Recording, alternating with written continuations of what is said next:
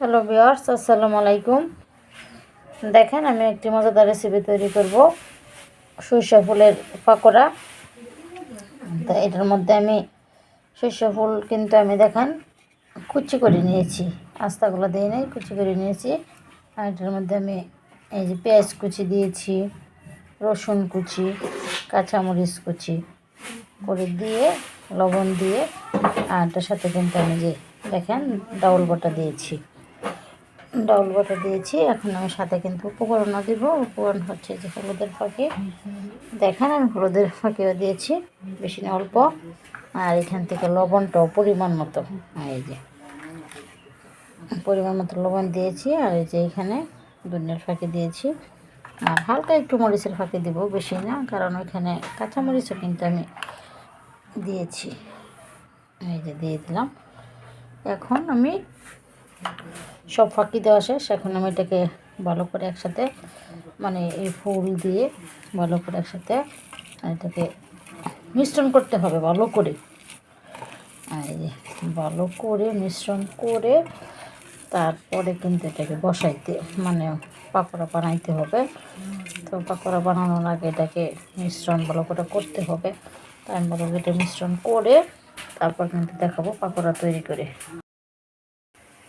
দেখেন বন্ধুগণ, এটা সুন্দর করে কিন্তু আমিগুলি চটকিয়ে একসাথে মিশ্রণ করেছি।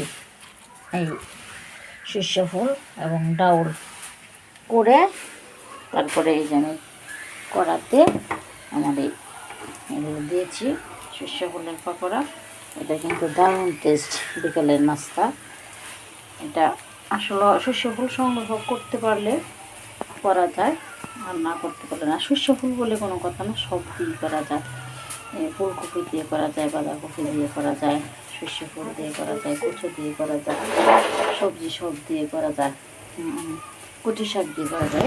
যেভাবে করে করে বিকেলে নাস্তা করে খাওয়া যায়। এগুলো পাকোড়া বানাই। এখন আমি এটাকে উল্টাবো। দেখেন বন্ধুগণ, ওয়াও কি সুন্দর সরিষা ফুলের পাকোড়া! দেখতে যেরকম সুন্দর, খাইতে এরকম টেস্ট। তো এইভাবে আপনারাও কিন্তু এই মজাদার রেসিপি তৈরি করবেন এবং খাবেন।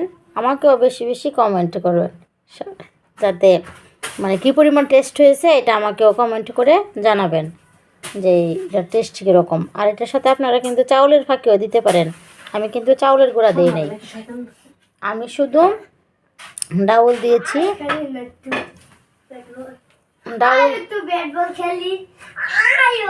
ডাউল দিয়েছি আর শুধু সরিষা ফুল দিয়ে দিয়েছি।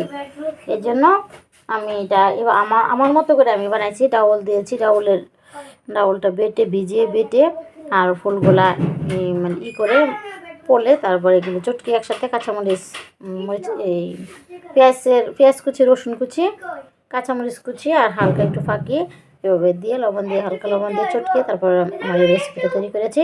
তাহলে আপনারা এই রেসিপিটা তৈরি করবেন এবং খাবেন এবং আমাকে বেশি বেশি কমেন্ট করবেন। সবাই ভালো থাকবেন, ধন্যবাদ।